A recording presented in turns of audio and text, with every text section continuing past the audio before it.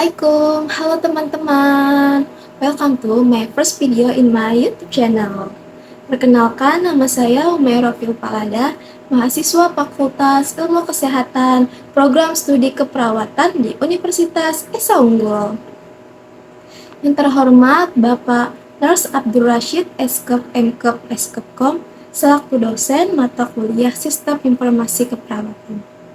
Mohon izin Pak untuk memaparkan materinya. Nah, teman-teman, di sini saya ingin memaparkan materi yang bertema kredensial perawat yang akan kami angkat melalui proyek web berjudul Implementasi Kredensial Perawat Berbasis Web. Enjoy! Nah, teman-teman, sekarang kita lanjut ke materinya ya. Materi yang akan saya sampaikan adalah website kredensial perawat. Teman-teman, tahu nggak apa itu kredensial?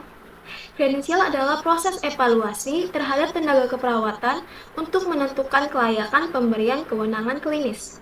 Kredensialing dilaksanakan dengan tujuan agar mendapatkan tenaga kesehatan yang kompeten dan dapat menjalankan kewenangan klinis yang diberikan, sehingga dapat meningkatkan mutu pelayanan, memberikan perlindungan terhadap keselamatan pasien, masyarakat, perlindungan kepada sumber daya manusia, serta meningkatkan kepuasan pasien dan keluarga pasien.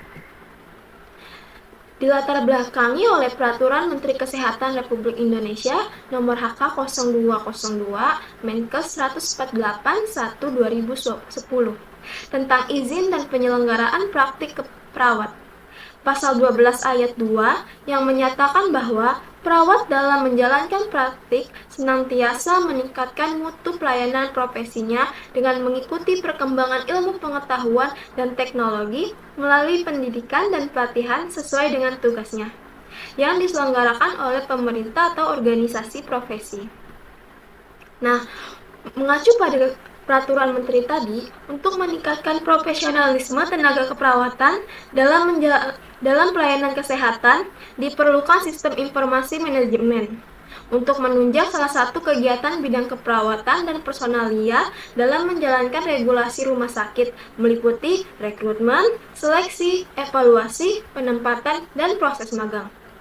Penelitian ini kami membangun penilaian proses kewenangan klinis berbasis website yang bernama SIKREP atau Sistem Kredensial Perawat sebagai upaya untuk memudahkan perawat menjalankan ujian kredensial dan juga membantu mengefisienkan birokrasi yang terjadi pada komite yang mewadahi kredensial ini. Tujuan dari pembuatan web ini adalah yang pertama, membantu komite dalam menentukan kewenangan klinis yang diajukan oleh perawat. Yang kedua, memudahkan perawat dalam memahami alur proses kredensial. Yang ketiga, mengefisienkan proses dan meminimalkan kesalahan pada saat proses kredensialing berlangsung. Yang keempat, klien terhindar dari praktis medis yang tidak profesional yang dilakukan oleh perawat. Selanjutnya, permasalahan-permasalahan yang kami angkat dalam proses kredensialing ini. Yang pertama, dalam menjalankan tugas, perawat harus melayani pasien dengan profesional.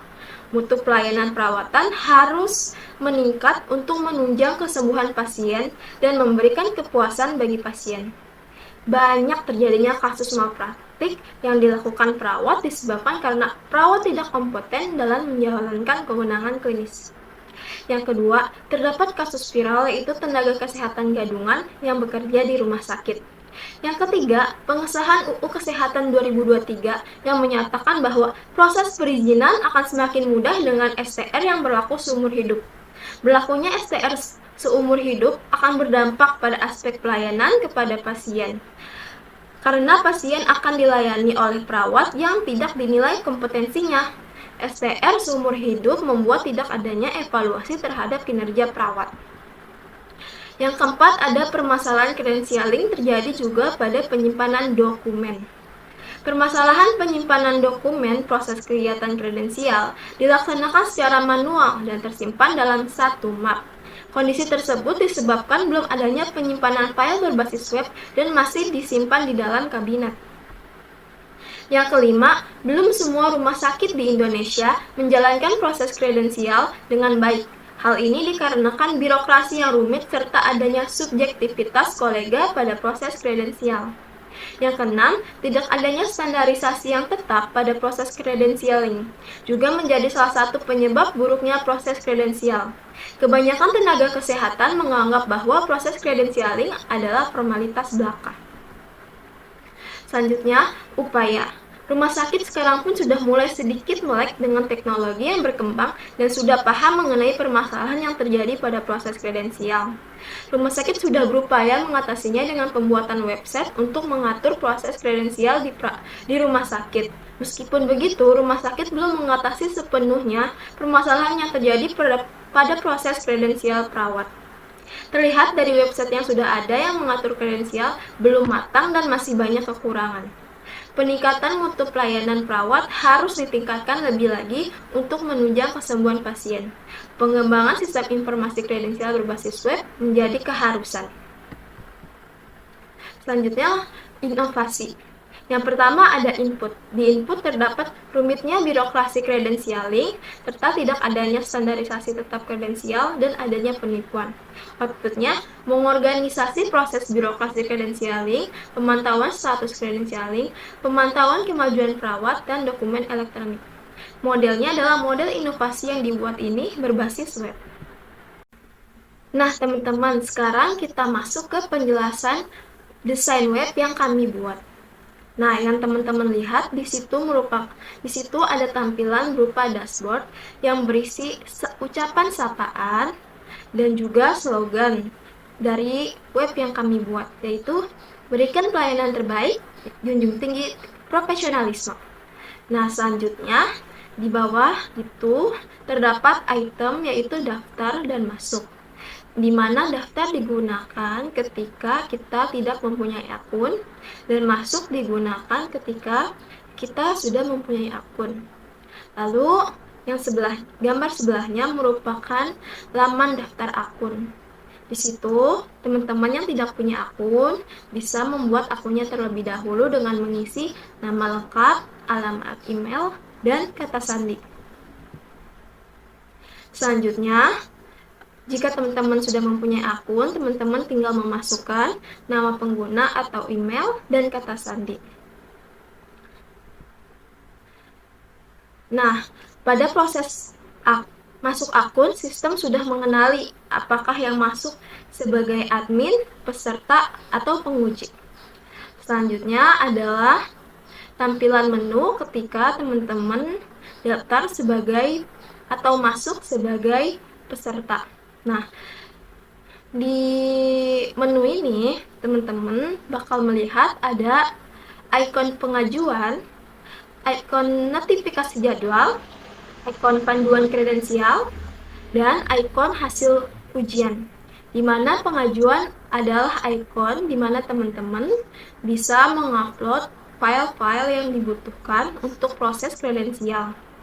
Lalu di notifikasi jadwal adalah ketika teman-teman sudah disetujui, lalu teman-teman akan mendapatkan notifikasi jadwal kapan teman-teman melakukan ujian.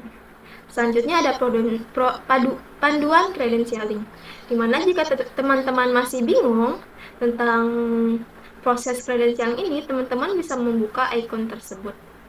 Selanjutnya ada hasil ujian.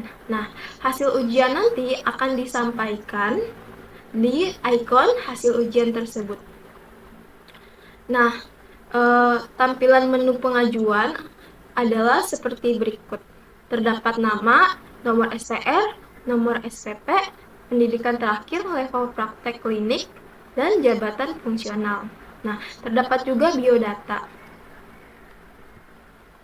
Selanjutnya, kita masih berada dalam lingkup peserta ya teman-teman. Sebelah biodata terdapat formulir. Di dapat formulir terdapat berbagai macam elemen. Ada asesmen mandiri dan seterusnya. Di sini salah satu contoh asesmen mandiri yang bisa diisi. Selanjutnya adalah tampilan menu untuk informasi penguji. Jadi ketika teman-teman masuk sebagai penguji, tampilan yang akan ditampilkan adalah seperti ini. Yang pertama ada data peserta. data peserta yang akan melakukan uji kredensialing. Yang kedua ada notifikasi jadwal, di mana di notifikasi jadwal ini terdapat jadwal-jadwal peserta yang akan ujian kredensialing dan penguji itu harus melakukan menilai atau mengevaluasi peserta tersebut. Selanjutnya ada di sebelahnya tampilan form penilaian penguji. Nah, ini merupakan tampilan menu untuk admin, di mana admin bisa mengatur notifikasi jadwal dan juga melihat siapa aja yang peserta yang mengajukan pengajuan. Nah, teman-teman bisa lihat di sebelahnya penjadwalan ujian kredensial perawat. Nah, admin bisa membuka atau mengakses. Nah, itu tadi penjelasan dari web yang kami buat. Sekarang kami akan menjelaskan outcome. Pertama, membantu meningkatkan mutu pelayanan keperawatan, membantu memberikan perlindungan terhadap keselamatan pasien dan masyarakat. Yang ketiga, membantu tenaga kesehatan yang kompeten. Nah, teman-teman, itulah tadi pemaparan project web yang kami buat. Semoga dapat membantu. Jangan lupa subscribe, like, and comment. Bye! See you on the next video!